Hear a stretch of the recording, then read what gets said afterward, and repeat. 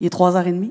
Bref. Là, c'est moins anonyme, hein? C'est plus gênant. C'est ça, mais c'est correct. On est entre nous, là, ça va. Là. Entre nous, mais l'équipe du ministère nous regarde avec intensité. Mais c'est des données primaires, hein? C'est des données primaires sur l'appropriation. Ils vous regardent. Ah non. Alors, plan A, lentement mais sûrement. B, je commence à me la couler douce. C, l'ACA, ma nouvelle passion. D, j'essaye fort, mais je comprends rien. Bon, rien, c'est fort, peut-être. C'est pas trop. Je comprends pas des choses. Ça pourrait faire aussi. On aime ça quand les élèves nous disent ça. Je comprends rien. Oui, c'est ça. Je comprends rien. Oui, ça va. Ça va. Et je suis assez fatiguée, là. Alors, on y va. Ceux qui disent, moi, la C1, c'est A, lentement mais sûrement. Wow. Merci. Ceux qui disent B, je commence à me la couler douce, genre, ça va. Ça, oui, ben oui, pourquoi pas? Soyez vraiment. Pas gênés, c'est bien. Hein? La C1, ma nouvelle passion. Oh, Alex, je sais pas pourquoi, mon regard s'est tourné vers Alex. J'essaye fort, mais j'ai de la misère. C'est correct. Merci. Oui. Ça va être correct. Yeah. Wouhou. Et finalement, j'étais assez fatiguée, là. Vous pourriez donner 2 choix de réponse, tu sais. Non? Est-ce que ça peut... Tout le monde est en pleine forme. C'est comme... J'ai jamais vu autant de profs en pleine forme au mois d'avril. Non. Mais là, c'est difficile de mettre le doigt sur la cause de fatigue. Moi, je me demande, est-ce que c'est vraiment la C1? Mais oui, c'est ça. J'hésite. Bonne observation. Et donc, après cette mise en bouche, on vous connaît un petit peu mieux déjà. Aujourd'hui, ce qu'on espère faire avec vous, c'est d'approfondir évidemment la composante exposée, une compréhension enrichie. Donc, ça va être vraiment un zoom, focus mis sur cette composante-là. On va essayer de voir comment elle peut vivre en classe. Et donc, justement, explorer des exemples. Donc, vraiment, là, il va y avoir un petit bout, vous allez voir, un peu plus théorique. D'ailleurs, on peut déjà passer peut-être au déroulement. Un petit bout un petit peu plus théorique, donc démystifier, là, démêler les mots, se demander pourquoi on veut jazzer, donc pourquoi on ressentirait ce besoin-là en classe. Et finalement, il y a une grande partie de la présentation qu'on va dédier à la proposition finalement d'exemples qui sont plus des hypothèses de travail parce que c'est pas tout que vous allez le voir là, c'est pas tout qui aurait été expérimenté en classe, mais c'est plus des exemples à expérimenter qu'on pense qu'ils ont vraiment un potentiel. Et puis voilà, on va vous présenter ça, puis on essaiera aussi d'avoir votre input, c'est super pas français. Comment? Rétroaction, merci. Donc, sur ces idées-là. Voilà. Wouhou! OK, donc commençons avec compréhension quoi? Ben, enrichi. Quand je dis compréhension, vous dites? Enrichi. C'est une blague. Donc, ça a quand même marché. Donc, compréhension enrichie, de quoi s'agit-il? Ben, comme les mots le disent, puis comme on l'a si bien dit ce matin, entre autres Mathieu, il s'agit de nuancer, de donner du sens, de faire des liens, de prendre tout ce qu'on a fait dans notre démarche. Donc, qu'est-ce qu'on a observé, quel constat on a fait, quelles données on a regardé, quel concept on a vu, quelle était notre compréhension initiale. Puis, c'est de mettre tout ça, pour nous, c'est l'image de l'entonnoir est quand même parlante, c'est voulu, c'est pas juste une diapositive. Là. Moi, j'aimais mieux l'image de la machine à saucisses, mais ça se représentait moins bien. Oui, c'est ça. Ouais. Puis, comme il y a des végétariens dans la salle, ben... Ça marche pas. Et donc, il en ressort cette espèce de diamant, c'est-à-dire cette compréhension qui est plus grande que celle qui était avant, et ce qui nous permet aussi de parler de critères d'évaluation. Donc, vous les connaissez, mais on les met en rappel. Donc, les concepts qui vont intervenir, les connaissances, qui vont intervenir tout au long de cette compréhension, de cette démarche sociologique, finalement. Et en critère 2, on est dans notre démarche à proprement parler. Puis, on termine ça par le critère 3 et la compréhension enrichie. Alors, dans la compréhension enrichie, si vous regardez dans la page du programme associé à la compétence, vous allez voir qu'il y a trois explicitations. D'abord, tenir compte de sa compréhension initiale. Ce qui veut dire qu'au début de la démarche, l'élève est amené à prendre connaissance de sa propre conception actuelle, de ce qu'il connaît, peut-être aussi de ce qu'il aimerait découvrir à ce sujet-là, et à la fin, de faire un retour sur ça. C'est comme ça qu'on va voir que peut-être qu'il y a progresser dans sa compréhension. Autre élément, deuxième picot, Intégrer différentes perspectives dans une interprétation. Ça semble simple comme ça, c'est bien beau, mais perspective, on se rend compte que c'est le premier endroit où on le trouve dans la compétence. Est-ce que ça veut dire qu'on travaille seulement les perspectives dans la compréhension enrichie? Bien sûr que non, parce que si on veut s'appuyer sur quelque chose pour le travailler en compréhension enrichie, il faut que ça ait aussi été inclus avant. On a le mot signification, qui est aussi dans l'analyse des relations. Donc, pour revenir en bref là, sur ça, quand on va être dans l'étude de différentes perspectives, bien, on est aussi dans tout ce qu'on a fait dans la démarche qui nous permet de comprendre qu'il y a différents regards sur le sujet qu'on étudie. Un regard peut-être des femmes par rapport à tel sujet, à la parentalité, le regard des hommes, le regard des grands-parents, le regard du gouvernement qui va donner des allocations. Là, ce ne sont que des exemples qui me viennent en tête comme ça. Pourquoi je parle de parentalité? Je sais pas. Tu t'ennuies de tes enfants. C'est peut-être ça. Je suis influencée, je pense, par le péché à coucha de Mademoiselle tantôt. Donc, voilà, différentes lunettes, différents regards. Là, on a mis 4 lunettes. Ça ne veut pas dire qu'il faut toujours avoir 4 perspectives différentes, évidemment. On pourrait en avoir que 2 et ça fonctionne quand même. Donc, c'est pas toujours si complexe à mettre de l'avant. Par contre, c'est ce qui fait en sorte qu'on va dépasser la connaissance et la maîtrise des connaissances et qu'on va être dans la compréhension enrichie, c'est qu'on va avoir différents regards sur notre sujet et qu'on va le nuancer. Et finalement, comparer les interprétations, on serait amené à identifier des ressemblances, des différences avec d'autres interprétations. On pourrait penser à l'élève qui va comparer le résultat final de son interprétation, la compilation de ses constats avec un autre élève. Ça pourrait l'amener à identifier un regard sur sa démarche potentiellement, puis à identifier des lacunes. Qu'est-ce qu'il aurait peut-être pu faire autrement? Qu'est-ce que dans la prochaine enquête, il pourrait faire de différent? Mais aussi avec peut-être d'autres interprétations qui ne sont pas celles de la classe nécessairement.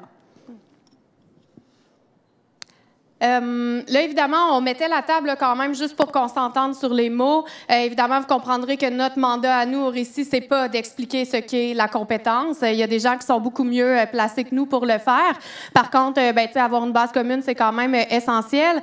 Mais nous, notre rôle, c'est vraiment de voir à ce que ces choses qui constituent la compétence, qu'on puisse avoir des outils puis des moyens finalement à mettre en œuvre pour pouvoir soutenir nos élèves pour le faire. Vous avez un exemple ici. Donc, si peut-être que vous étiez de l'autre côté lors du bloc précédent. Donc, on vous a présenté, Josiane est ici avec moi, donc un outil qu'on a élaboré qui permet d'aller visiter là, tous les aspects, tous les éléments de la compétence et dont tout ce qui a trait à la compréhension enrichie, à l'interprétation. Donc, on essaie de donner le plus d'outils possible aux élèves pour pouvoir le faire, donc les suivre dans leur démarche, mais aussi leur donner la possibilité. Et puis, c'est là, peut-être tu peux faire un petit clic. Donc, vous avez accès, là, si vous êtes dans la présentation, vous pouvez accéder à cet outil-là, mais surtout leur donner les moyens, en fait, et des occasions de nous démontrer leur compréhension enrichie. Donc, c'est pas tout de dire « je veux que tu me fasses une compréhension enrichie », mais tu sais, il s'agit aussi de formuler des consignes puis de leur proposer des modalités à travers lesquelles ils vont réussir à le faire, tu sais, à nous en mettre plein la vue finalement, puis à mettre tous les éléments dans l'entonnoir, là, un peu comme Annie le proposait. Et bien souvent, le réflexe qu'on va avoir en tant qu'enseignant, ben ça va être quoi? Ça va être un texte. T'sais, on va comme poser une question, puis ça semble tout naturel finalement de demander à l'élève de nous formuler une réponse qui va intégrer certains ingrédients, puis là, nous, et hop, on évalue, on corrige et tout ça. Sauf que c'est certain que ça peut avoir certains... C'est intéressant au niveau des traces, là, bien entendu, mais des fois, ça peut avoir certains enjeux, comme par exemple le temps, la lourdeur de la correction, puis voire même l'engagement des élèves eux-mêmes là, face à des productions qui sont un peu toujours pareilles, redondantes. Fac. Alors, on souhaitait trouver des moyens pour plein de raisons, puis je te passe la parole pour finalement voir des modalités variées de faire la compréhension enrichie. Alors, pourquoi jazzer? C'est quand même appuyé par de la théorie sur le plan pédagogique. Donc, d'une part, sur le plan de la flexibilité, jazzer nous permet de nous donner l'option, finalement, de tendre vers cette flexibilité pédagogique. Comme vous le savez, on sait que vous le savez, mais c'est comme un rappel. En tout cas. Donc, la flexibilité peut se faire sur 4 plans différents, entre autres les contenus, les processus, les structures et les productions. Et comme notre compréhension enrichie, c'est comme le bilan de la démarche sociologique, ben on se disait que sur le plan de la production, ça serait le fun de faire, d'offrir des opportunités de flexibilité. La deuxième raison pour jazzer, c'est que, comme Marjorie vous le disait, il y a un fort potentiel d'engagement quand la tâche, elle contient certains ingrédients. Donc, la motivation, qu'est-ce que c'est? Ben, c'est une force qui pousse à l'action. Puis l'engagement, quand je suis motivée, ben, c'est la décision de prendre part. Et pour ça, donc, l'élève doit... Checker ça. Avoir un sentiment d'autonomie. Donc, c'est-à-dire qu'il puisse le faire de façon libre puis qu'il y ait une motivation... Là, je sais que c'est le meilleur des mondes, là, mais tu sais, intrinsèque.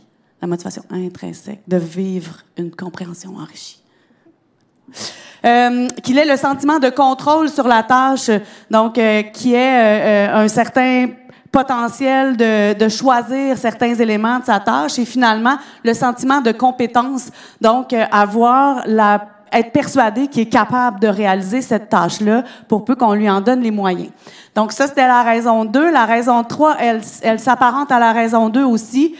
Donc, pourquoi jazzer? Parce que ça nous permet de présenter des tâches authentiques pour que l'élève, finalement, trouve de la valeur à ce qu'il fait. Donc, tâche authentique égale ce que je fais, ça fait du sens pour moi, puis j'ai envie de mettre les efforts pour le faire. Je la trouve signifiante. Fait que c'est pour ça qu'il y a une genre de flèche qui revient vers engagement. Alors, jazzons. Et là, mettez-vous dans la tête, là, tu sais, un peu de Stromae. Mais c'est pas du jazz, là, ça... Non, c'était pas du jazz, mais pas grave.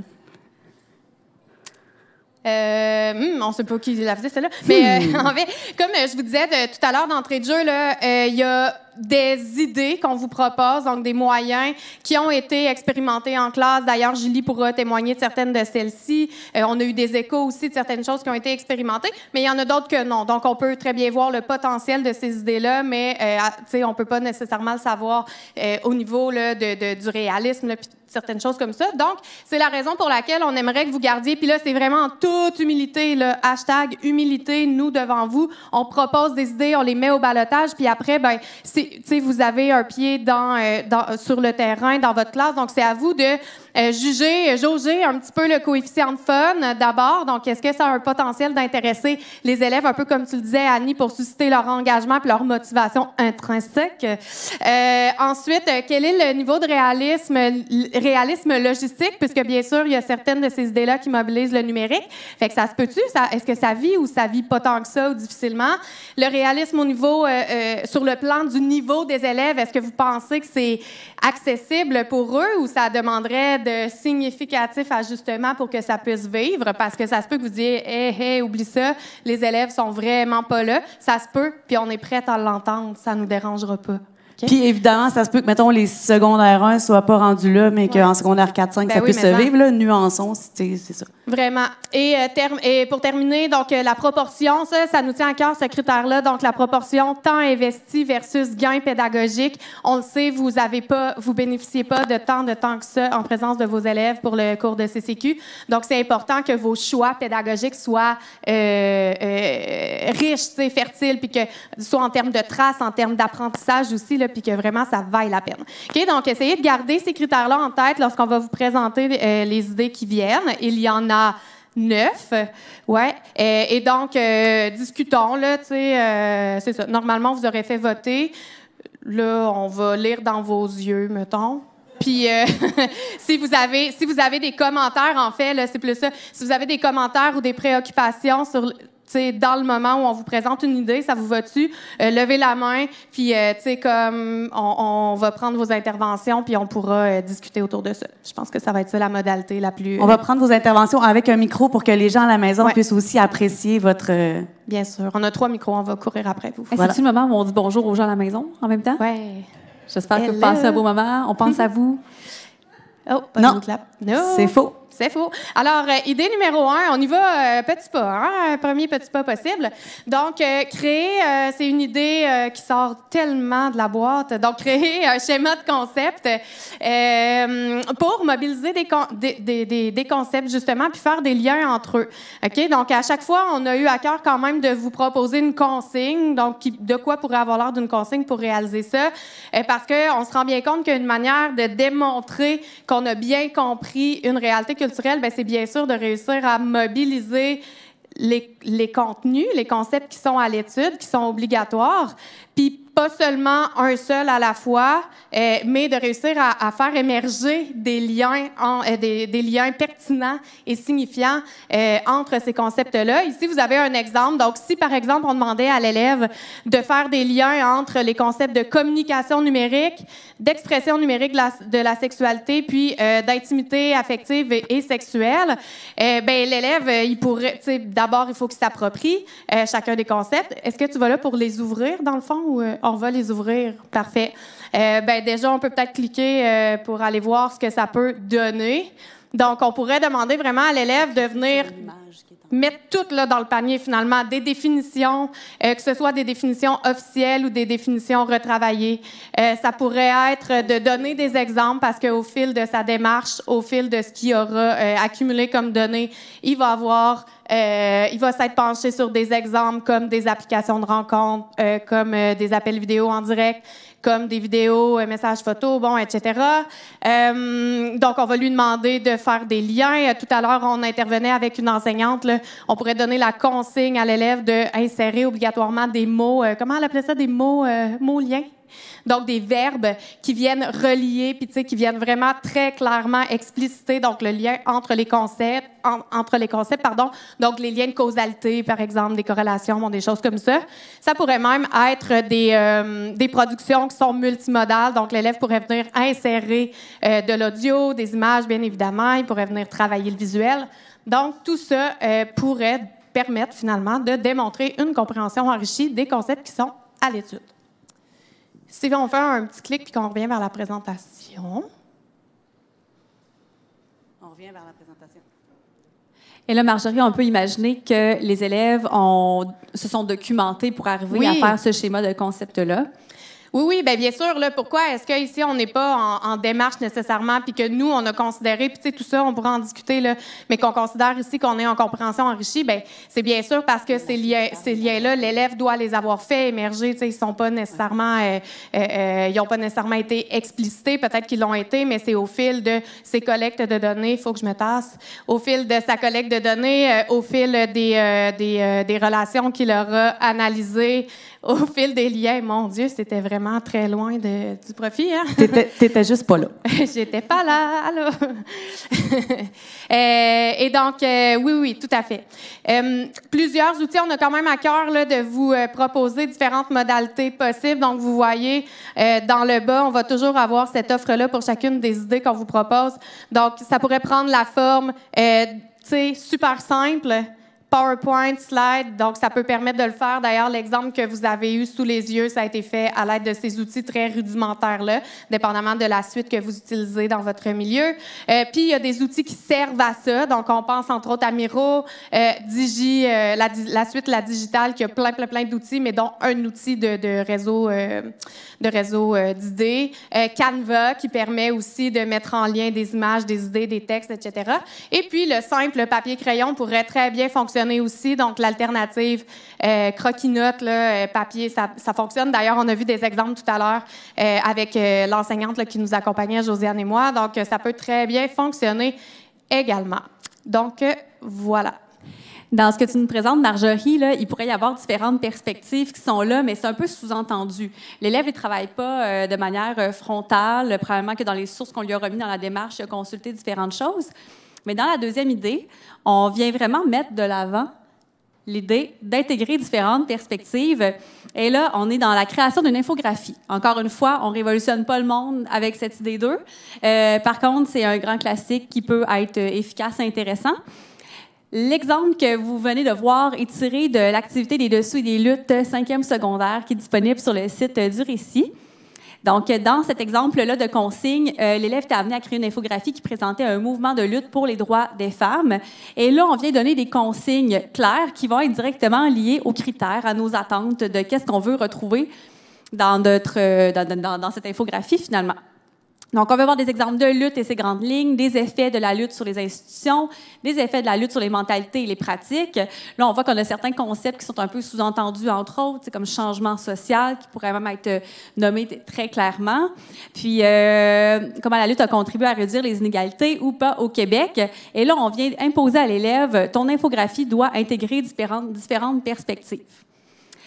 On va cliquer sur l'infographie directement pour voir l'exemple, quoi qu'on l'a vu au début, mais...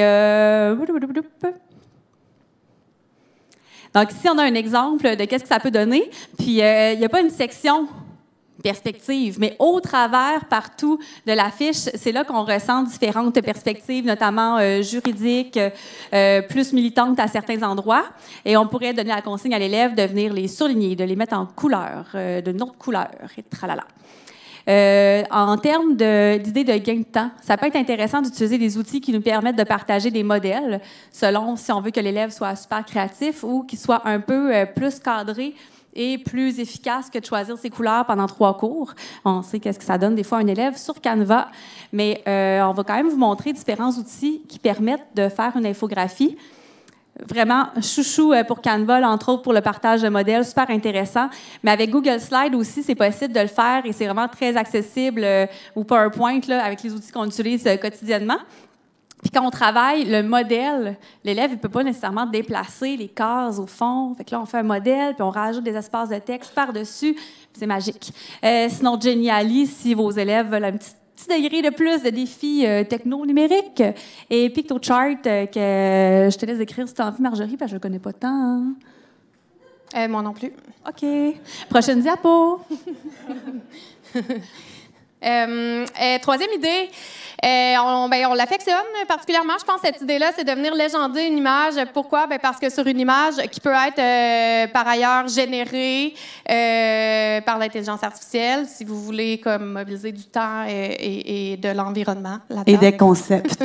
Et des concepts. Ou encore une image qui est choisie là, tout simplement. Puis tu sais, ça a l'avantage de dépersonnaliser certaines scènes, certaines relations sociales aussi qu'on peut vouloir observer, puis également des concepts qu'on peut vouloir identifier dans certaines situations.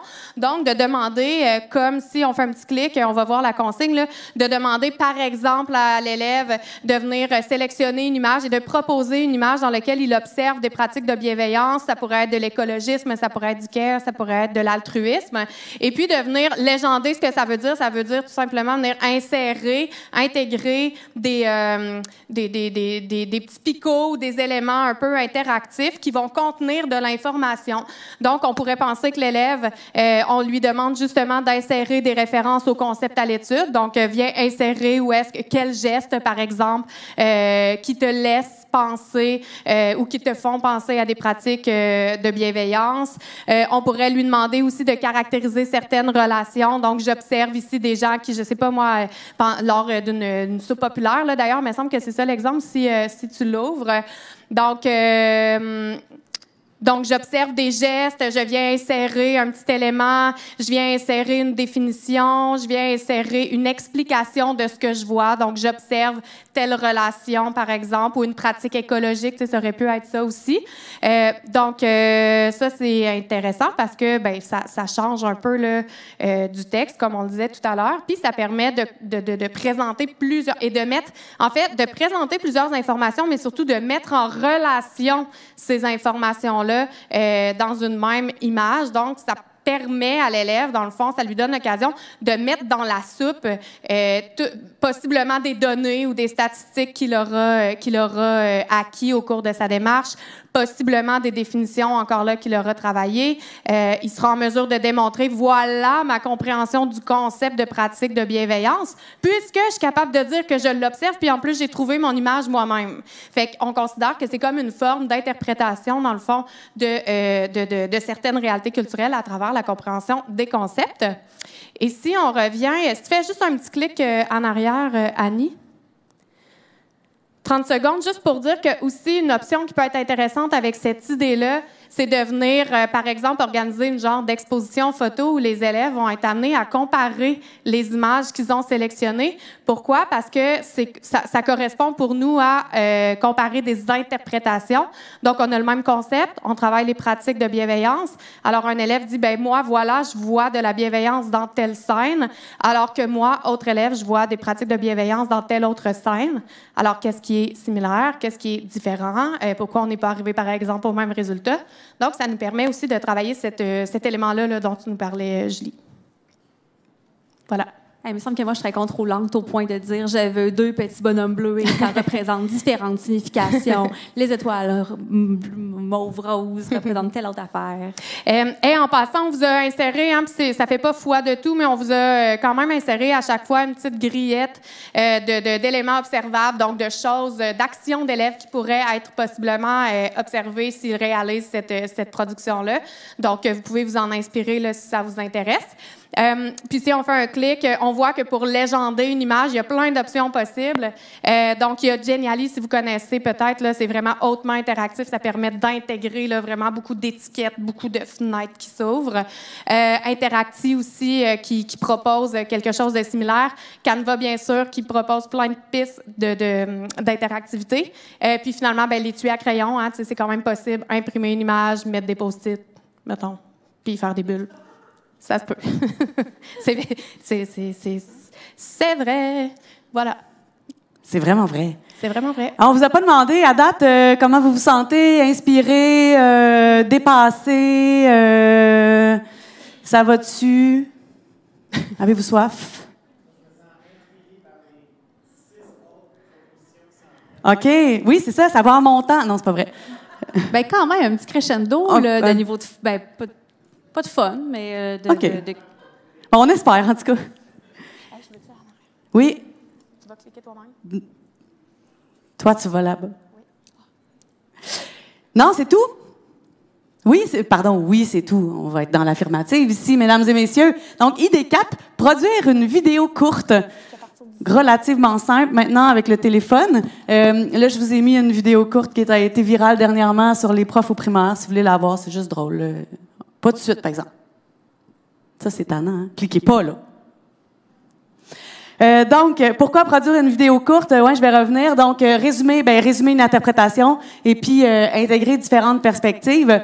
Donc, voici la consigne. La consigne, elle est tirée de l'activité La Ligne. Dans cette activité, on demandait aux jeunes de réfléchir puis d'analyser, en fait, c'était C1, C2, les délimitations entre l'espace public et l'espace privé sur les médias sociaux.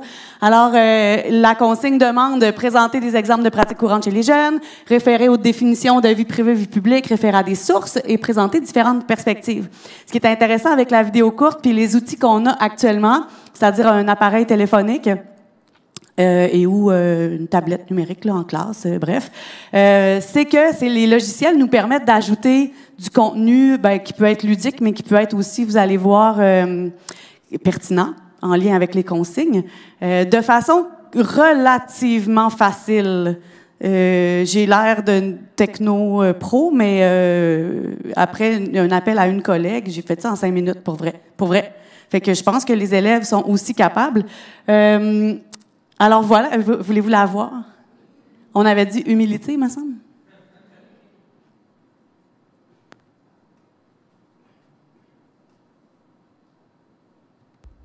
On a demandé, elle est où la ligne entre le public et le privé quand on est dans les espaces numériques? Bon. À quel point je suis à l'aise à ce que les entreprises aient mes données de géolocalisation? 0. Ça me concerne strictement moi, c'est personnel, ça regarde personne d'autre. C'est privé.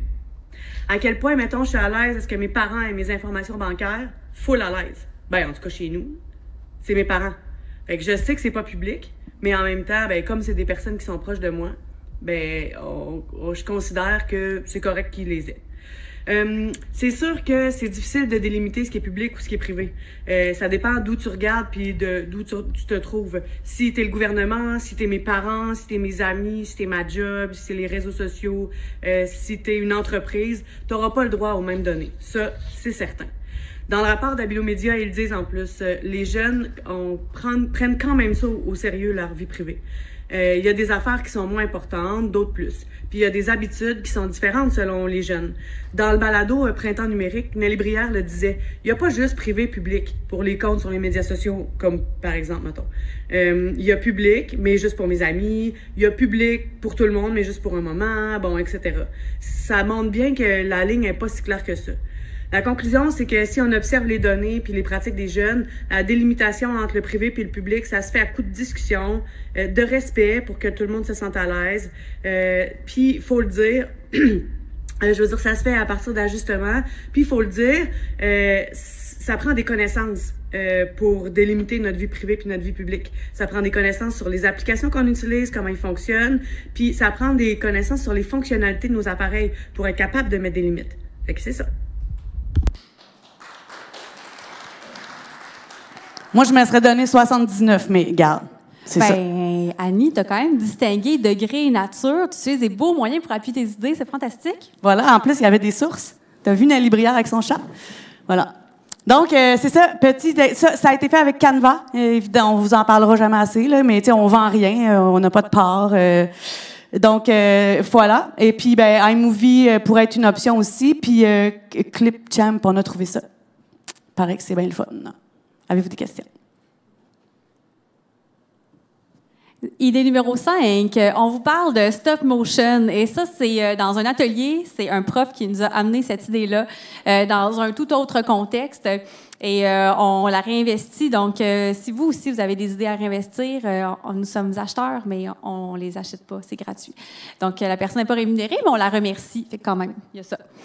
Dans cette idée-là, on pourrait amener l'élève à tenir compte de sa compréhension initiale si on le souhaite.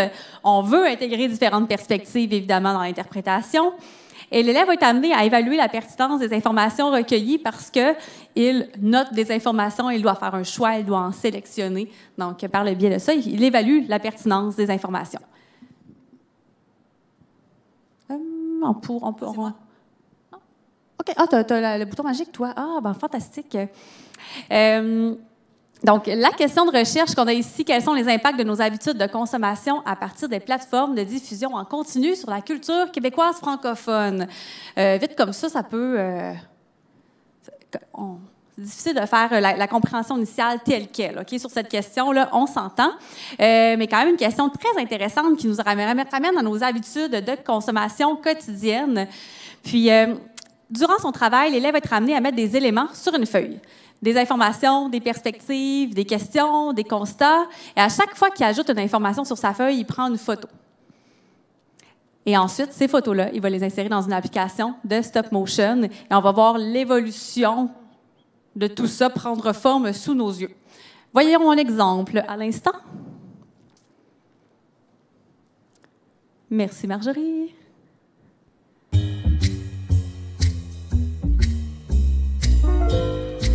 Et c'était le moment jazz de la formation, c'est ça? Ouais.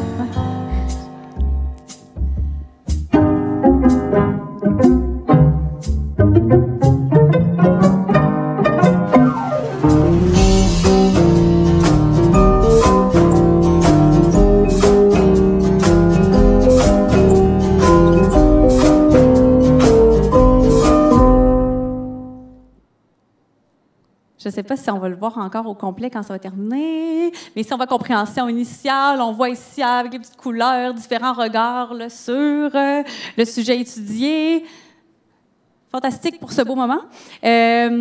Évidemment, on peut, nous, en tant qu'enseignants, évaluer ça ou aussi demander à l'élève de nous l'expliquer ou d'ajouter des éléments, mais quand même, déjà, on voit assurément la démarche de l'élève et sa progression dans sa compréhension. D'ailleurs, on parle de compréhension enrichie et on ne le décontextualise pas de la démarche. Je ne sais pas si vous avez remarqué, là, mais c'est comme toujours sous-entendu.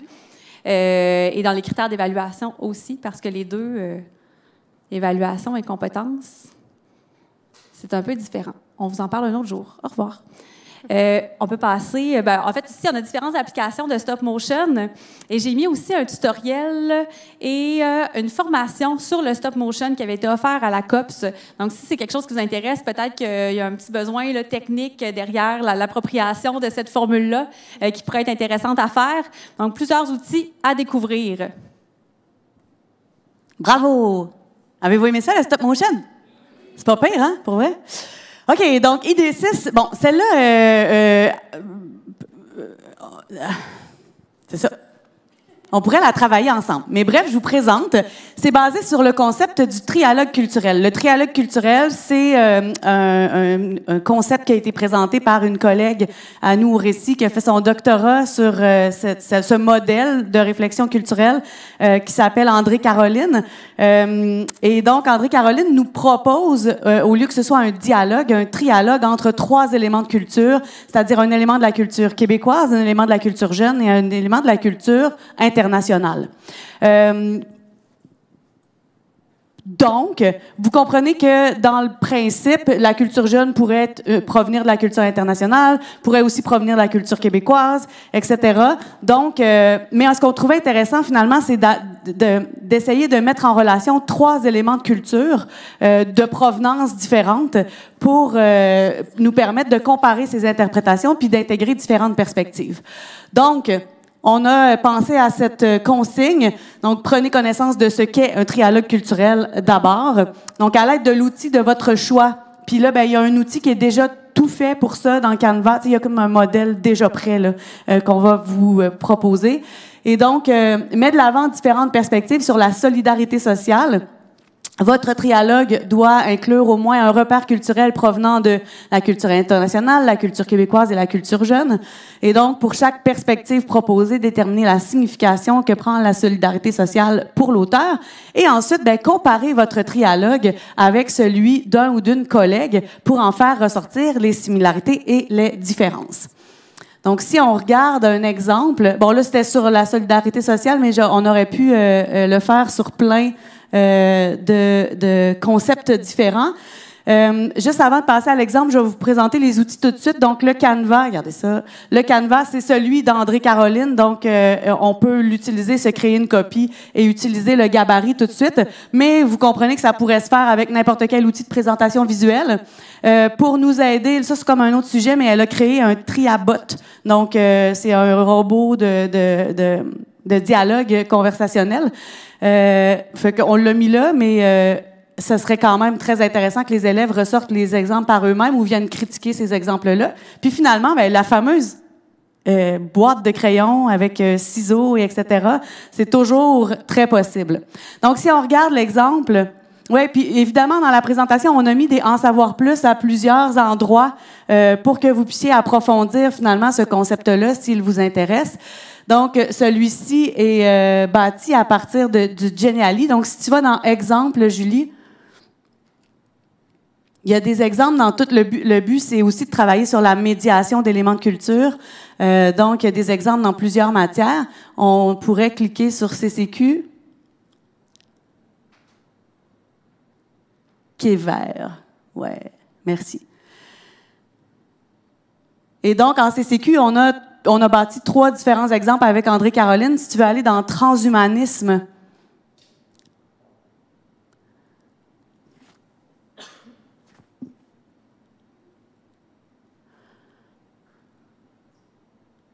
donc, ce qui est intéressant avec cet élément-là, ce serait de venir demander aux élèves de caractériser là, pardon. Les relations entre... Tu peux prendre écologisme aussi, si tu veux.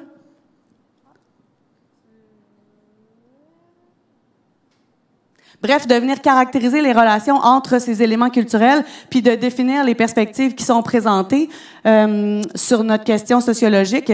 Puis, on a ici un exemple de polylogue, donc un réseau où il n'y a pas que 3 éléments de culture, mais bien plusieurs éléments de culture.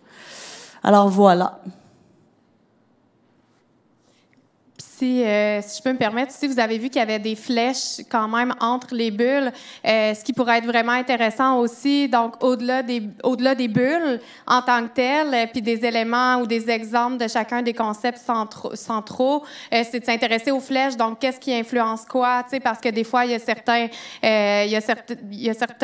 liens ou une certaine dynamique d'influence entre, par exemple, une culture qu'on pourrait nommer culture jeune. On n'aime pas beaucoup cette appellation-là, mais mais des fois, il y a des dynamiques d'influence comme ça qui amènent une culture à s'élargir. Fait que ça pourrait quand même aussi être intéressant à travailler de cet ordre-là. Donc, travailler les flèches aussi là, qui sont entre les bulles. C'est bon pour ça? Est-ce que ça vous parle, le trialogue?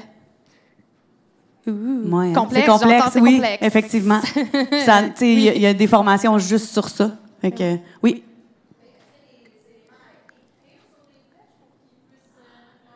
Ben, les logiciels nous permettent d'ajouter des zones de texte comme on veut, là. Fait que c'est sûr qu'on pourrait, oui, effectivement, ajouter des relations, ce qui viendrait approfondir un peu l'exercice quand même. Mais c'est sûr qu'il y a toute une démarche derrière le fait de poser un élément culturel, comme le fait de choisir Greta ou de choisir une œuvre ou etc. ou un livre. Fait que c'est difficile d'expliciter comme tout ce qui se passe avant, mais voilà. Récemment, je l'ai testé, en fait, là, puis j'ai pas réussi finalement à respecter les bulles du trialogue, mais j'étais allée plus conceptuelle, puis j'ai demandé aux élèves sur slide d'enregistrer leur voix.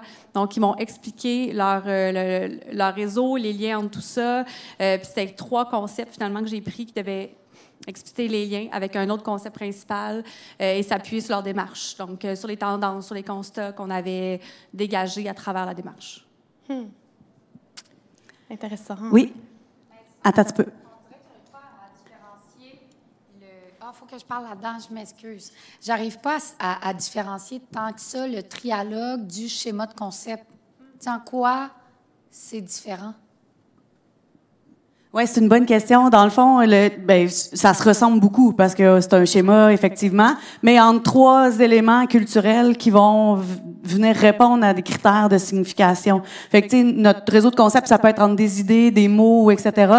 Tandis que là, ce qu'on demande vraiment aux jeunes, c'est d'aller rechercher un repère culturel, donc dans notre rôle de médiation d'éléments de culture, pour venir appuyer finalement cette perspective-là qu'il veut présenter. Puis, tu sais, le trialogue aussi, sa forme est vraiment comme figée. Tu sais, c'est quelque chose en soi. Tandis que le réseau de concepts, c'est plus générique. Donc, dépendamment, tu sais, si un élève veut exprimer des liens de causalité, ben il va peut-être organiser les pastilles différemment que s'il veut exprimer un lien de, je sais pas moi, circularité. Là, je dis absolument je dis des formes, mais tu sais, dépendamment de ce qu'il veut exprimer comme dynamique d'influence, tu sais, l'un sur l'autre. Bon, etc. Tu sais, un réseau de concepts va lui permettre, dans le fond, d'organiser l'information dans l'espace comme il le souhaite, tandis que le trialogue, il y a comme quand même une vocation, là, tu sais, c'est d'exprimer puis de mettre en lumière ce que tu disais, là. Mais puis il y a aussi, dans le fond, l'imposition d'explorer différentes perspectives, parce qu'on a la perspective des jeunes, une perspective plus culture monde, puis une autre perspective plus culture québécoise. C'est comme tu sais, puis le réseau de concepts pourrait être aussi cadré que celui-là. Vraiment. Mais là, celui-là, effectivement, comme tu disais, il y a un cadre quand même figé, là. Voilà. Il reste le dernier trio, pour pas faire de référence à la malbouffe et ou au sport d'équipe. Êtes-vous prêts? Alors, idée numéro 7, parlant de perspective, des fois, c'est le fun aussi d'utiliser justement des éléments de culture bien intégrés, qu'on connaît bien, donc des mèmes comme la photo que vous avez à l'écran. Mais on a émis l'hypothèse que ça pouvait être une manière franchement fun de venir intégrer différentes perspectives dans une interprétation. Donc, on vous montre l'exemple, puis vous pourrez juger par vous-même si c'est une bonne idée. Donc, par exemple, si on donnait à l'élève la consigne suivante, donc créer un mème qui illustre 6 différentes... Tu sais, vous savez, hein, il faut intégrer des perspectives, ça fait partie comme de la composante. Donc, intègre 6 différentes perspectives sur, par exemple, les élèves de 5e secondaire. Donc, pour moi, les élèves de 5e secondaire, autre perspective, vous allez voir un exemple, ça va être beaucoup plus clair dans quelques instants. Et donc, quelques contraintes, tu sais, mettons que vous voulez quand même que l'élève mobilise des choses en particulier, puis là, les consignes vous appartiennent, là, vous demandez ce que vous avez besoin d'obtenir de vos élèves, mais comme par exemple, on pourrait lui demander d'appuyer là, certaines images sur des données primaires qu'il a cueillies pendant sa démarche. Peut-être que certaines images doivent absolument illustrer illustrer ou représenter des concepts qui étaient à l'étude. Ici, vous voyez, on avait mis une contrainte, vous allez comprendre avec l'exemple, mais on voulait que au moins une image doive refléter une représentation stéréotypée du groupe, donc du groupe d'âge, parce on présume qu'on avait comme travaillé ce contenu-là, l'appel aux stéréotypes, bon, etc. Et puis, ben, si on veut comme avoir une trace peut-être plus significative, ben, on pourrait aussi demander à l'élève de venir accompagner son mème soit d'une captation audio ou d'un texte qui vient comme un peu expliquer ses choix, dans le fond. Fait que ça vous aiderait, par exemple, si vous vouliez évaluer cette production-là.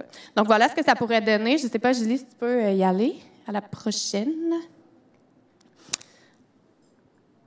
On a-tu besoin d'ouvrir l'exemple? Oui. Oui, dans le fond, on le voyait.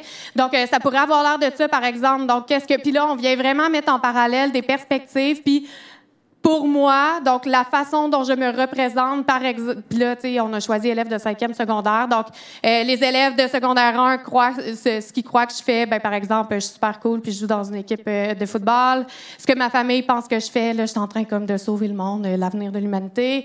Ce que la société pense que je fais, donc, une petite vision stéréotypée, là, à la fois, il y avait la première, mais celle-là aussi. Donc, la société peut penser que je fais le party, que je suis pas sérieux, que je perds mon temps, des choses comme ça. Ce que le personnel scolaire croit que je fais, donc peut-être un petit zoom sur l'utilisation des appareils mobiles. Ce que moi, je pense que je fais, donc je suis réellement dans mettons que c'est en 5e secondaire qu'on fait cette activité-là. Donc moi, je considère que je me retrouve vraiment à la croisée des chemins. J'ai des choix à faire dans ma vie, important et tout ça. Puis ce que je fais vraiment, ben finalement, je travaille le soir, puis je fais des devoirs, puis c'est ça la vie de 5e secondaire. Donc... plusieurs façons de créer une production comme celle-là. Donc, ben encore, le Canva permet de le faire, évidemment. Il y a même des gabarits, là, dans le fond, qui sont pré-organisés pour ça. Il y a aussi ImageFlip, là, qui permet aussi, là, il y a vraiment déjà des cadres, là, finalement. Vous avez juste à insérer du texte, les images sélectionnées, puis vous créez, là, dans le fond, vous téléchargez tout ça. Et puis, ça fonctionne. Donc, voilà pour illustrer différentes perspectives sur... Ça pourrait être... Là, c'était sur les élèves de 5e secondaire, hein, mais ça pourrait être sur une réalité. Ça pourrait être sur un concept, peut-être, là, mais ça se pourrait que ce soit un peu plus difficile. Mais sur un objet d'étude, par exemple. Donc, c'est le genre de choses qui pourraient être faites. Il est 8.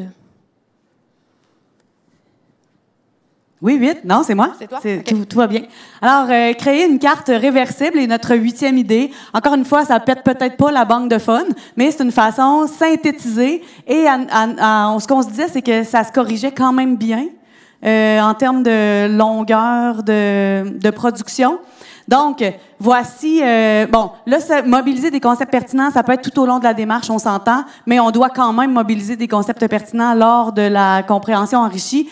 Mais c'est surtout témoigner de la progression de sa compréhension initiale vers cette compréhension enrichie où on y voyait un outil intéressant, finalement.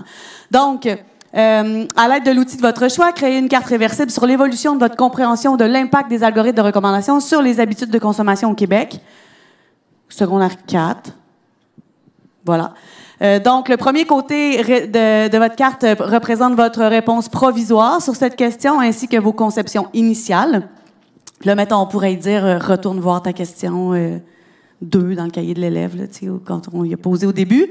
Et puis, le deuxième côté contient votre compréhension actuelle. Donc, vous présentez votre carte réversible aux collègues de la classe en format rencontre rapide, en expliquant votre démarche. Bon, bref, donc on trouvait ça intéressant là qu'ils puissent la présenter aussi comme ça se présente relativement rapidement. Donc, voici un exemple que tu peux cliquer juste, pas obligé d'aller dans la vidéo, je pense. Ouais. Donc, voici l'exemple qu'on a produit. Donc, l'élève dit ici que ça n'a pas d'impact sur les habitudes de consommation au Québec. Les gens achètent ce qu'ils veulent quand ils en ont besoin, c'est tout. Puis finalement, à la fin, il nous présente une compréhension qui est enrichie. Donc, les algorithmes de recommandation ont effectivement un impact important, blablabla. Donc, voilà. Fait que c'est tout simple, mais ça permet quand même de voir une espèce de avant-après, là, tu sais... et donc un portrait de sa compréhension. Et ça se fait avec Canva. Mais ça peut se faire aussi avec une présentation. Ça se fait avec la digitale qui a vraiment un outil de carte. Puis celui que vous avez vu a été fait avec Interacti, là, qui a aussi un logiciel de carte qui est vraiment réversible, là, qui va se retourner. Voilà. Comme Canva est interdit dans quelques CSS maintenant à Nice, les autres options sont quand même tout à fait pertinentes. Hein? Oui, voilà. Alors, c'est pour ça qu'on explore d'autres alternatives. Idée numéro 9, la finale. Enregistrer un balado. Donc, dans ce balado, l'élève pourrait être amené à mobiliser des concepts pertinents et aussi à intégrer différentes perspectives dans son interprétation. Je dois déjà vous voler un punch, vous dire que tantôt, on parlait de investissement de temps versus ce que ça donne. On doit quand même nommer que d'enregistrer un balado qui s'appuie sur une démarche qui demande un certain temps à mettre en place, ça peut être chronophage. Fait que je le dis tout de suite. Oui. Et au niveau de la correction, ça implique d'écouter plusieurs balados. Oups, je suis cachée dans la caméra. C'est peut-être voulu, en fait. Oui, au niveau de la correction, par contre, ça dépend s'ils font travail en équipe, ça dépend comment est-ce qu'on va segmenter le balado. Merci à monsieur au fond là-bas de nous avoir prêté sa conjointe Karine Beaulieu pendant quand même de nombreuses heures. Merci beaucoup. Parce qu'on a fait un balado avec Karine. Donc, je vais vous montrer un exemple de consigne. Oh, merci, comme par magie. Donc là, les élèves ont fait des observations. Ils sont allés chercher des données primaires. Ils ont fait des lectures pour aller chercher des données secondaires sur différentes représentations de la sexualité dans l'espace public. Une équipe à la musique, une équipe au cinéma, une équipe à la littérature jeunesse, une autre équipe à, vous imaginez un peu comme toutes les formes possibles. Donc, ils ont été amenés à avoir comme une expertise sur un certain sujet. Et là, dans l'équipe, il y avait 4 aspects qui les amenaient à regarder, par exemple, le cinéma, mais sous l'angle de la représentation des genres, un autre sous l'angle des normes corporelles et de beauté, quelqu'un d'autre regardait les relations, comment ils étaient représentés, et une autre personne regardait la diversité. Donc là, ils sont experts du sujet et ils deviennent en plus experts d'un aspect. C'est quand même vraiment intéressant ce que ça a donné, mais c'est ça, il y a quand même plusieurs étapes là, qui ont été mises en place. Selon nos intentions, on pourrait aussi le faire tout autrement, là, le balado. Mais dans cet exemple-là, on a demandé aux élèves d'avoir des contraintes dans leur balado et de partager des constats liés aux observations, d'expliquer aussi les effets des représentations et d'identifier les limites de leur travail. Donc, de porter un regard critique sur leur démarche et le résultat là, qui est leur interprétation actuelle. Donc, l'activité n'est pas encore diffusée, là, elle n'est même pas encore finie d'être testée. Vous êtes en primeur, dans le secret des dieux, mais ça s'appellera dans l'air du temps. Soyez à l'affût, activité de 4e secondaire. Et là, il y a un exemple de balado qui est particulièrement gênant. J'espérais un peu qu'on n'ait comme pas le temps de l'écouter. C'est juste ma voix qui parle. On a tout notre temps. Mais je tiens... Zut. Valérie, t'es sûre là, qu'on a... OK, bon. Je tiens à préciser que si on ne présente pas d'exemple de balado d'élèves, c'est pas parce que les élèves n'ont pas fait de balado. Il y en a d'excellents. Sérieusement, là, d'entendre leurs réflexions qu'ils ont partagées, c'est très, très riche. Par contre, en raison des données personnelles des élèves impliqués, on ne va pas faire sortir au grand public ces belles voix. Et c'est ma belle voix que vous allez entendre. Seul en plus. Imaginez qu'il y a comme 4 personnes qui parlent. Bienvenue au balado CCQ, animé par Karine et Julie. Dans cet épisode, on vous parle de l'humour québécois et des représentations de la sexualité dans l'humour québécois. Saviez-vous que parmi toutes les formes de culture produites au Québec, c'est l'humour qui est la plus populaire? On s'est d'abord intéressé à la représentation des genres féminins et masculins dans l'humour. On pensait retrouver des stéréotypes très liés au genre, comme par exemple des femmes qui vont parler de la famille, faire des blagues liées au ménage ou au couple. On s'est rendu compte dans nos observations de quelques vidéos que c'était pas tout à fait ça. Il y a présence de stéréotypes, mais c'est pas ceux auxquels on s'attendait. En fait, les femmes sont plutôt représentées comme des experts de la séduction et du couple face à des hommes qui semblent, eux, au contraire, très malhabiles. Les textes qu'on a lus ont aussi confirmé nos observations. On retrouve beaucoup de stéréotypes de genre dans l'humour. On va l'arrêter là. Vous voyez l'exemple, là, hein? On comprend le principe, mais quand même, c'est une manière d'accéder à un degré de compréhension qui peut être vraiment intéressant selon les contraintes qu'on donne. Vous avez peut-être remarqué aussi qu'on a volontairement demandé aux élèves de toujours faire un retour sur leur compréhension initiale, sur leurs hypothèses par rapport à chacun des aspects. Il y a vraiment un énorme travail là, dans les consignes qu'on vous propose, mais on pourrait penser plus simplement à d'autres modalités.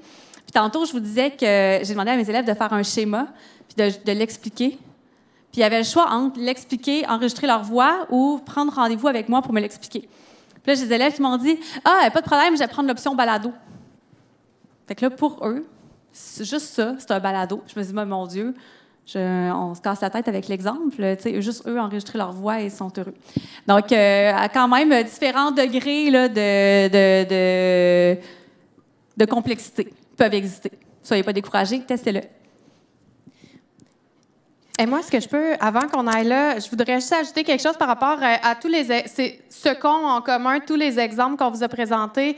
Bien, tu sais, on n'est pas allé trop dans le détail dans les consignes à l'élève. Évidemment, vous pouvez retourner lire, vous pouvez aller vous inspirer, tout ça, mais tu sais, ce qui va beaucoup influencer la qualité des traces, puisque peut-être que vous voudrez avoir des traces, ça se pourrait. Bien, ce qui va influencer la qualité des traces que vous allez conserver, c'est la qualité de vos consignes. Puis, ce qu'on se rend compte, c'est ayez pas peur de donner beaucoup de consignes, beaucoup de contraintes, beaucoup d'ingrédients que vous voulez avoir dans la réponse, peu importe la production, là, dans le fond, peu importe la modalité, mais gênez-vous pas pour donner le plus de, là, on dit contrainte, mais de direction possible à l'élève, parce que c'est comme ça qu'il va avoir l'occasion de vous les donner. Tu sais, des fois, il peut pas nécessairement deviner. On est au balbutiement encore de comprendre la compétence nous-mêmes. Donc, imaginez, les élèves, ils savent pas exactement ce qu'ils ont à faire pour faire une bonne compréhension enrichie. Tu sais, nous, on le sait. En tout cas, on essaye de plus le savoir avec le temps, mais n'hésitez pas à donner le plus de consignes. C'est pour ça, tu sais, ça avait l'air comme beaucoup à l'écran. On n'a pas tout lu tout le temps, mais c'est important, je pense, parce que c'est ça qui va faire la force après de vos observables. Tu sais, vous allez pouvoir dire, oui, j'ai observé ça parce que j'y ai demandé. Tu sais, si tu n'as pas demandé, observe-le après, c'est un peu poche, tu sais.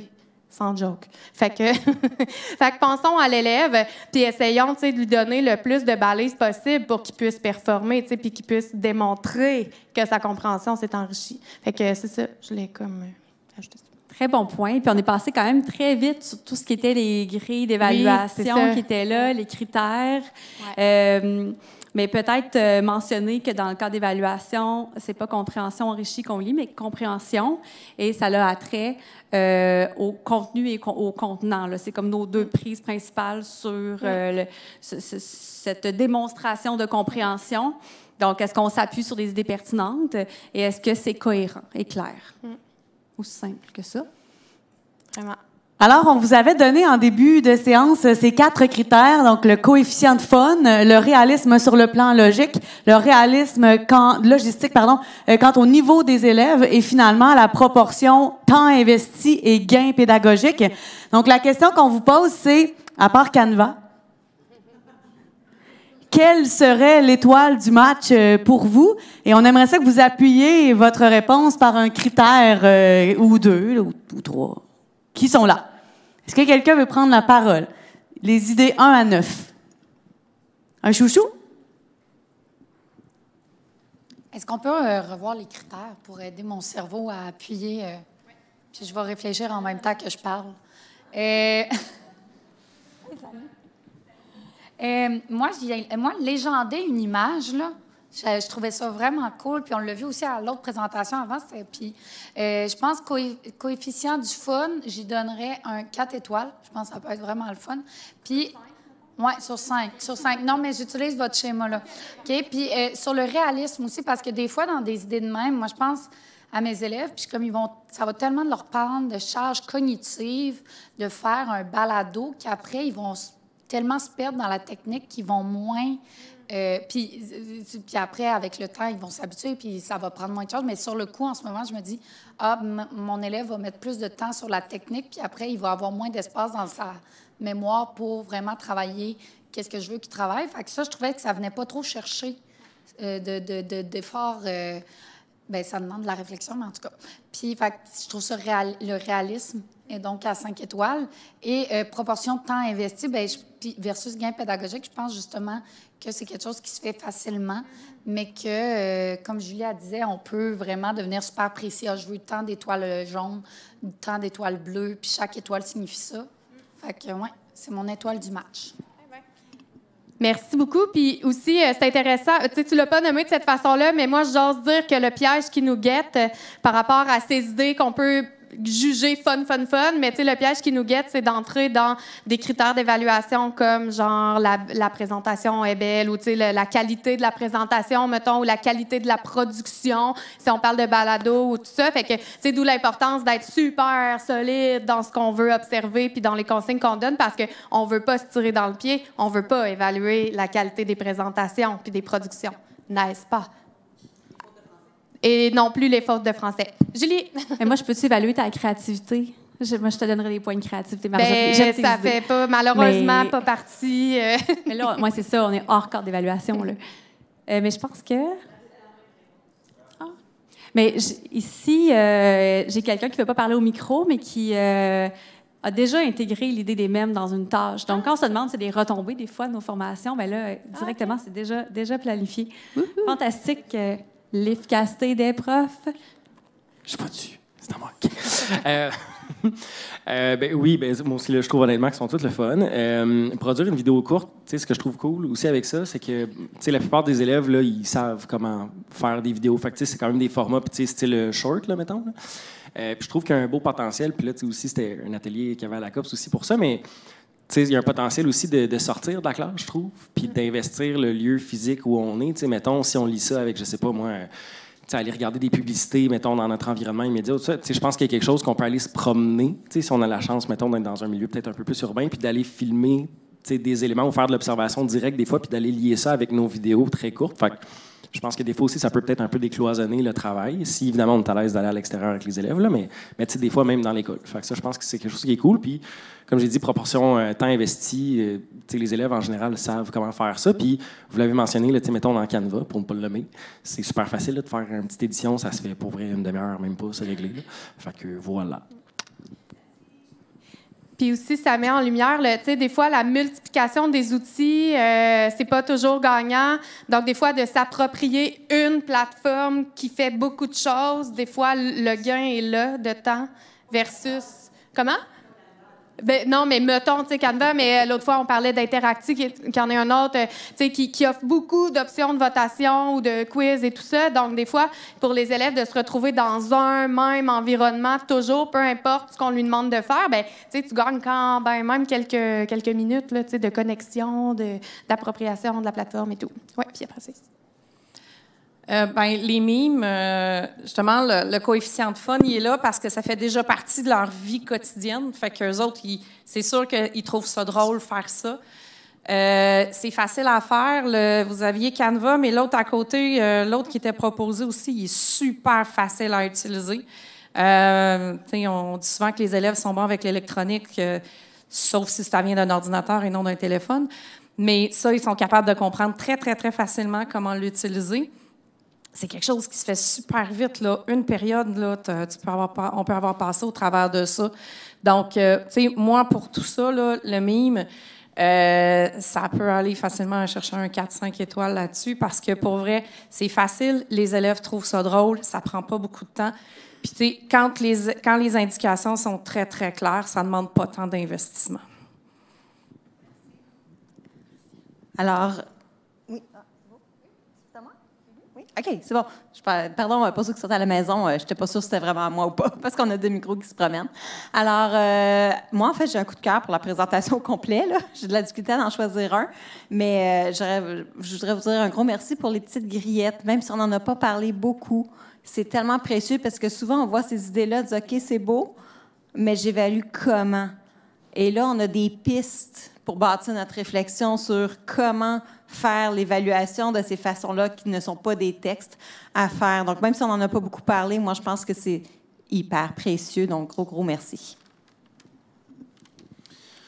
Moi, c'est pas une préférence pour un ou pour un autre, là. Je les aime tous égales. Non, pas comme mes enfants, j'en préfère un. Non, moi, c'est un élément que je trouve très important dans vos 4 critères. Là. C'est le dernier, c'est la proportion de temps investi versus gain pédagogique. Martin Tremblay, qui a pris la parole un peu ce matin, puis que vous connaissez probablement, m'a envoyé un texte il y a quelques mois qui s'appelle, là je sors mon anglais du dimanche, « Is your lesson a Grecian urn ». Est-ce que je l'ai bien dit?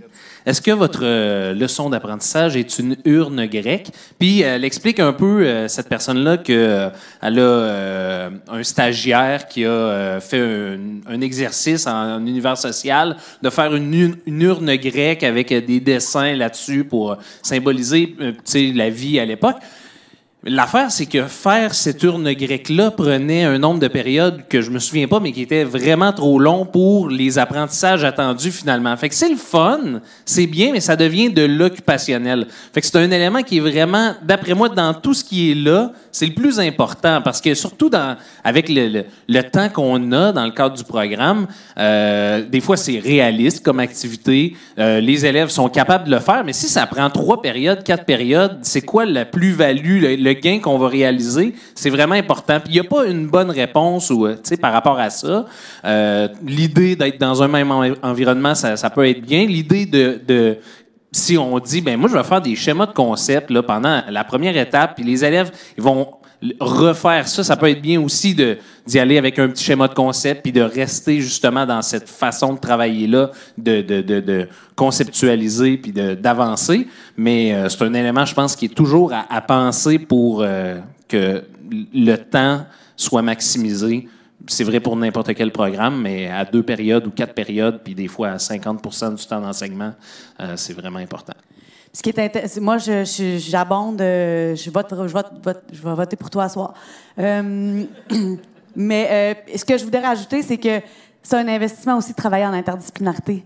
Quand on veut faire ce genre de projet-là, tu vois, c'est drôle que tu nommes l'urne parce que j'ai un enfant qui a fait une urne, mais pas en univers social, elle l'a fait en or. Donc, il y a quelque chose là qui est un gain, puis qui, moi, dans ma pratique d'enseignement, a toujours été un gain. Une chance, j'avais une prof de français généreuse, mais j'avais bien plus que 2 périodiques, là, parce que on avait le temps de lire ce que moi, j'avais envie qu'ils lisent, tu sais. Fait que, bref, voilà, interdisciplinarité. Ça dépend aussi si tu as des élèves qui ont eu une option infographie l'année passée, tu sais, ils connaissent les outils. Tu passeras pas 1 période, 2 périodes à juste comprendre c'est quoi. Donc, le gain, il est possible. Est-ce qu'on peut quand même aussi nommer que dans la plus-value, on peut aussi considérer le développement de la compétence numérique? Des fois, on va faire quelque chose qui peut prendre un petit peu plus de temps, mais on sait que nos élèves vont en ressortir avec d'autres habiletés peut-être technologiques ou un regard critique. Ou il y a aussi d'autres aspects peut-être à considérer. Là, c'est comme full notre chapeau récit que je viens de mettre. Hein? On n'a pas encore dit compétences numériques de la journée. Fait que ça y est, c'est dit. J'ai mes points. Moi, je voulais dire que ce que j'ai trouvé le plus intéressant dans ce qui a été présenté, c'est que c'est tout ce qui permet de voir le travail derrière, tu sais, les traces. Puis moi, je suis plutôt de l'autre école, même si je trouve ça fascinant parce que je suis tellement pas habile technologiquement que ça me fait comme rêver, là, l'idée d'être capable de faire tout ça. Mais en même temps, c'est le stop motion, notamment pour l'évolution des notes, voir comment tu organises ton information. Je trouve ça vraiment le fun. C'est ça qu'on veut voir, dans le fond, se passer dans la tête des élèves. Les enregistrements audio aussi, je trouve ça vraiment trippant parce que c'est une façon simple de revenir sur une démarche, alors qu'à l'écrit, c'est très complexe faire ça, c'est très exigeant, tandis qu'avec des consignes claires, me dire... T'es parti d'où? Qu'est-ce que tu as fait? Qu'est-ce que tu as rencontré en chemin? Puis à la fin, comment tu conclus ça? C'est assez facile. Puis là, justement, l'investissement de temps, peut-être que c'est pour la correction. Ben, je pense que même pour la correction, ça ne doit pas être plus long que l'écrit. Fait que ça, je trouve ça vraiment intéressant. Puis tout ce qui est des mèmes, ce qui est le fun, je pense, à travailler avec ça, c'est la compréhension de certaines normes. Tu sais, j'ai trouvé, tu sais, là, c'était vraiment représentation plus de réalité culturelle. Là, on pourrait aller voir justement comment les gens perçoivent certaines normes. Mettons, on parlait des relations amoureuses à l'adolescence. Tu sais, à travers des représentations qu'on pense que nos parents ont, bien, on travaille la notion de norme. Puis on pourrait le faire dans plein d'autres contextes. Sur la bienveillance, ça serait vraiment trippant aussi parce que là, on pourrait mettre en perspective différents groupes qui ont des visions complètement différentes. Puis qu'on peut représenter simplement puis de façon amusante là, en plus. Fait que, merci les filles, c'était vraiment bon. Merci Hélène. Je trouve ça intéressant qu'on parle d'urne grecque un jour d'élection. Je ne sais pas si c'est une coïncidence. Juste des éléments par rapport à ça. Il y a un modèle qui a été développé par vos collègues d'Univers social sur les schémas de concept où on invite les élèves à choisir parmi différents modèles de schémas. On leur fournit, mettons, 8 ou 10, ou selon le niveau des élèves, plusieurs types de schémas, puis ils sont amenés à ce moment-là à se demander c'est quoi le type de schéma qui est approprié pour représenter ce que je veux démontrer comme apprentissage. Là, ça, c'est une démarche intéressante. Puis en vous écoutant, je me disais la même logique pourrait se faire avec la question du mime. On peut partir de mimes très connus, très populaires, comme celui que vous avez repris avec les 6 images, mais il y en a d'autres. À ce moment-là, l'élève peut être amené à se poser la question, OK, quelle sorte de mime serait le plus approprié pour exprimer ce que j'ai à faire? Là, wow. Puis ça fait une démarche qui est plus riche que de les lâcher lousse puis leur dire, fais-moi une représentation visuelle de quelque chose, là, puis avec la page blanche, puis là, ça peut aller dans toutes les directions. Là. Puis en plus, si on l'invite à expliquer son choix, on a déjà une couche de plus de où est-ce qu'il voulait aller. T'sais. C'est vraiment fort intéressant. Oui, puis dans une perspective de... j'ai utilisé le mot perspective. De différenciation, on pourrait laisser des choix. Ben ouais. Tu veux faire une vidéo courte ou tu veux m'expliquer ça en balado ou tu veux me faire un schéma ou, tu sais, rendu à un certain niveau de maîtrise puis d'autonomie, évidemment. Y a-t-il quelqu'un d'autre avant Dominique? Non? Il reste 2 minutes. Bien, moi, je vais juste aller vous le jazzer encore un petit peu plus. Tu vois, souvent, quand on est face à une vidéo, les élèves veulent pas tant, des fois, se faire présenter en avant du groupe, puis le partage, tu sais, on manque l'aspect partage. Alors, une autre façon que j'ai déjà utilisée, justement, pour dépasser un peu ça, c'était d'utiliser, justement, des images et des photos qu'on peut retrouver sur Internet et venir illustrer simplement le propos. Donc, il y avait uniquement à enregistrer leur voix sur une image, puis d'expliquer justement qu'est-ce qui était intéressant dans cette image. Fait que voilà, je vous le jazz juste un petit peu différemment. Simple comme bonjour, tu sais, mais super. Des fois, à travers la multimodalité, donc image plus voix, tu sais, déjà, t'ouvres d'autres possibilités. Tranche de vie, là, puis je pense que je parle pour mes deux collègues, c'est super rare qu'on rentre dans le temps. Puis qu'on a le temps d'avoir des discussions comme ça avec nos participants. C'est comme fois 1000 riches. Mettons que c'est ça. C'est vraiment... Merci beaucoup. Puis on avait prévu de vous parler de mix and match, mais vous l'avez déjà fait. Ben ouais, c'est ça. C'est comme super bon. Oups, Julie, t'es pas sa dernière. On n'a pas copié-collé. Hey, merci tout le monde d'avoir été là. Il est quand même 5h moins quart. Fait que profitez de votre souper. On se voit tantôt. Puis, si vous avez des questions, besoin d'accompagnement avec un outil numérique, on est là pour ça. Kiki. Bye bye. Bye à la maison.